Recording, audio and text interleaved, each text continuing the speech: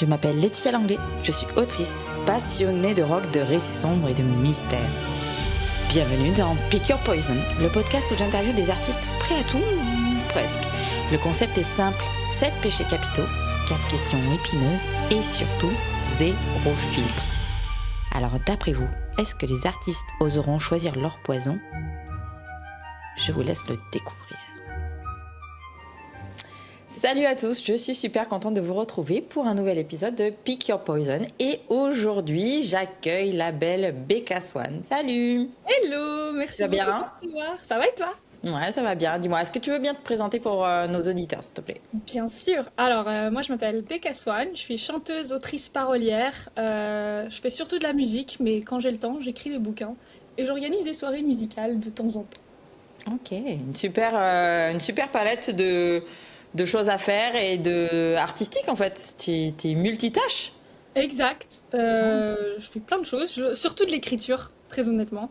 J'écris surtout mes chansons. J'ai commencé par écrire des chansons, puis finalement, c'est devenu des petites histoires, et puis plus encore. Mais c'est comme ça, ouais, j'ai commencé par chanter, puis écrire en même temps, puis j'ai voulu faire de la musique quand j'avais 6 ans et j'ai adoré ça et j'ai continué dans le milieu et maintenant je sors des singles et puis je travaille sur un petit projet d'album donc à voir si ça va sortir cool. bientôt, on verra. Bon, allez, on croise les doigts pour 2026. Ah, j'aimerais ça. Cool, écoute, le concept de l'émission, tu le connais, donc j'ai mes petites questions dans mon petit chaudron magique et je vais t'en poser 4 et puis à la fin il y aura une petite question bonus. Ok, let's go. Allez, c'est parti. Donc ma main innocente pioche la première question. La luxure. Est-ce qu'un fan ou une fan t'a déjà mis mal à l'aise par excès d'enthousiasme ? Fan, est-ce que quelqu'un dans un public, quand tu as chanté, t'a un peu mis mal à l'aise parce que voilà, il était peut-être un peu too much ? Non, peut-être moi. Moi, j'étais peut-être un peu trop... Toi, t'étais too much. Moi, Toi, tu mets les gens mal à l'aise du coup. c'est déjà arrivé, ouais, que sur scène, je sois un peu trop à l'aise. Donc, C'est vrai, c'est genre quoi ? genre, non, une fois, je suis en train de faire un concert et puis je me souviens que je chantais... la phrase c'était « Take my hand ».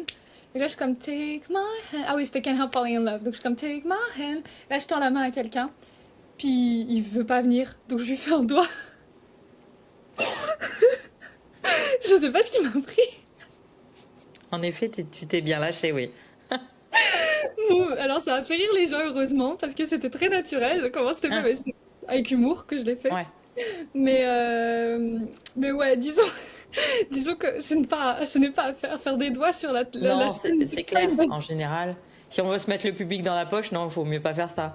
Alors lui, ça l'a fait rire. Heureusement, je le connaissais, c'était un pote à moi, mais Ah, bon, bah, ça va. heureusement, mais ouais. C'était pas un total inconnu. Disons, ouais, non, mais disons que voilà, petit conseil pour les futurs chanteurs, chanteuses, ne faites pas de doigts sur scène. Ok. Bon, on passe à la question suivante. Alors, encore la luxure. Oh, ok. T'es-tu déjà servi de ton charme pour obtenir un projet ? Un projet? Ouais. Tous les Je vais jours. rebondir sur ça. Vas-y, réponds à la question. Je pense tous les jours, ouais. J'imagine que j'ai un charme naturel. Parce que si le charme c'est plus physique, non, alors non. Mais si c'est vraiment genre faire les yeux doux, j'ai l'impression que je l'ai fait tout le temps, mais pas par volonté de séduire, juste parce que naturellement je suis très souriante. Ouais. Donc dans ce cas-là, oui, je séduis tout le temps, mais pas de manière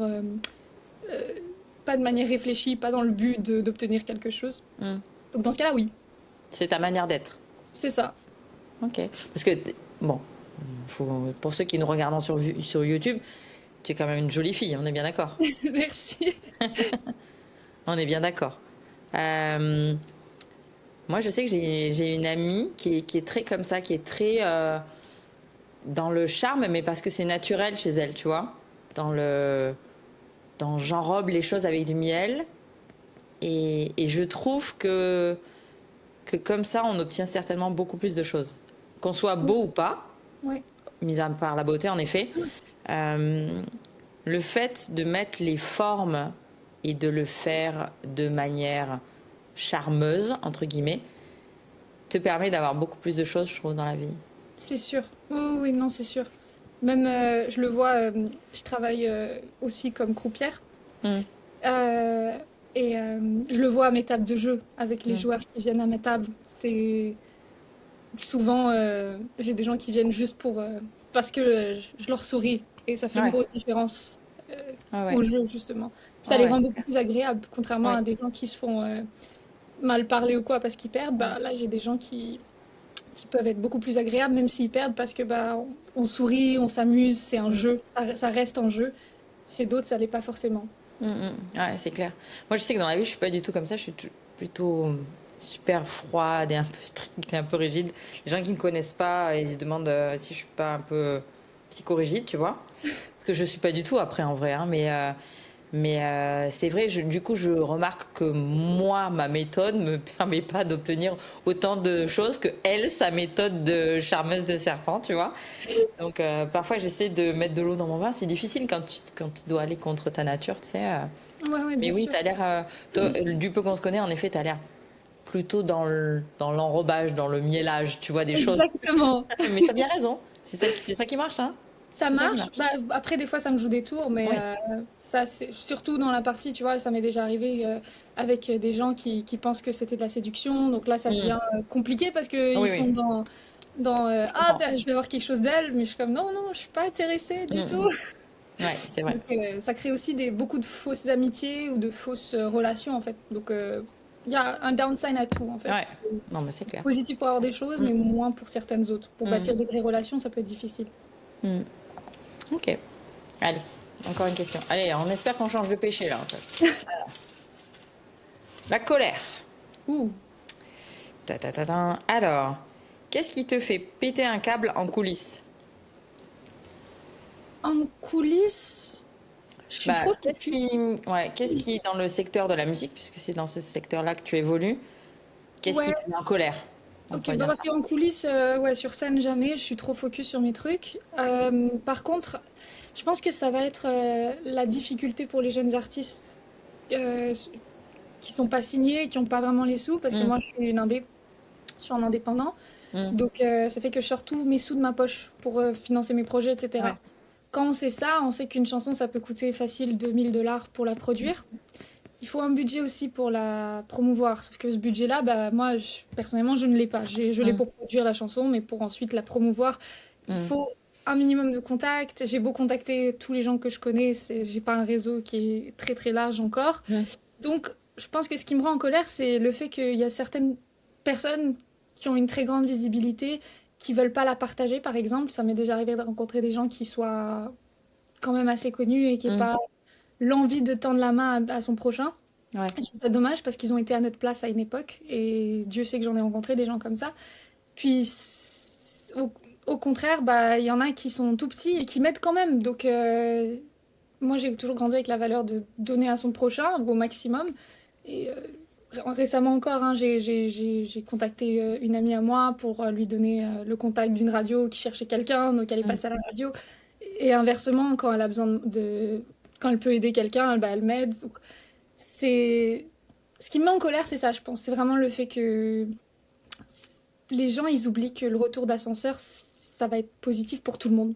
Mhm. Ça c'est pas une question de jalousie, c'est une question de on va tous y arriver ensemble, mais faut comprendre ça et ça c'est Mm. difficile pour beaucoup de gens. Oui, il y avait, je me souviens plus du tout de la citation, mais c'était une citation genre fais attention, enfin, prends soin de ceux que tu croises quand tu montes, parce que tu sais pas si tu vas les recroiser quand tu descends, tu vois. Exact, c'est ça.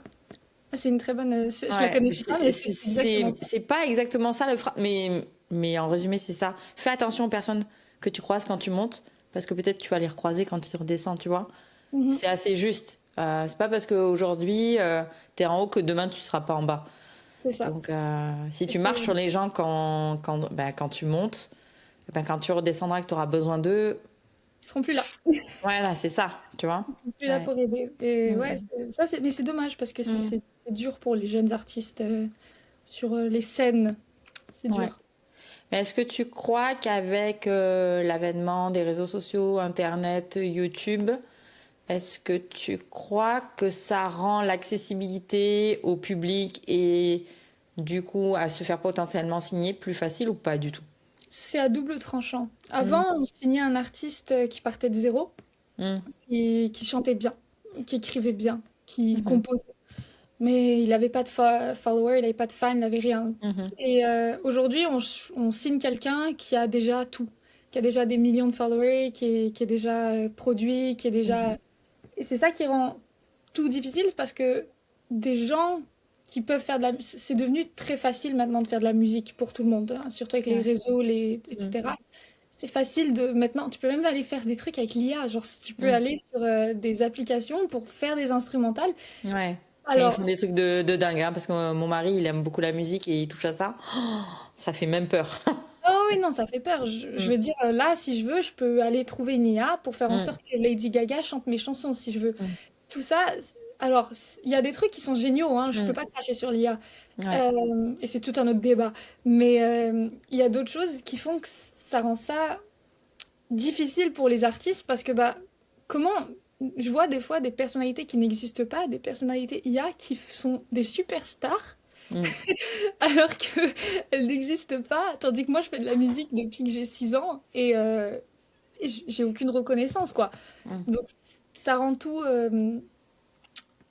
peut-être, j'ai pas envie de dire injuste parce que la vie elle est comme ça et qu'on n'est pas dans un monde de bisounours, mais ça rend tout un peu plus compliqué. Et mm, donc, ouais, je dirais que la colère est là-dedans en fait, mhm. dans la difficulté Je à comprends. grandir. Mm. De se faire une place parmi tout le monde, c'est pas Mm. simple, hein. Non, Ah non, non, c'est pas vraiment simple. pas. Non, Donc, je c'est pense clair. que les réseaux, ils rendent tout. Tu vois, je pense qu'on évolue, qu'avant c'était Mm. difficile, mais avant c'était difficile autrement et qu'aujourd'hui Ouais, c'est aussi. ça.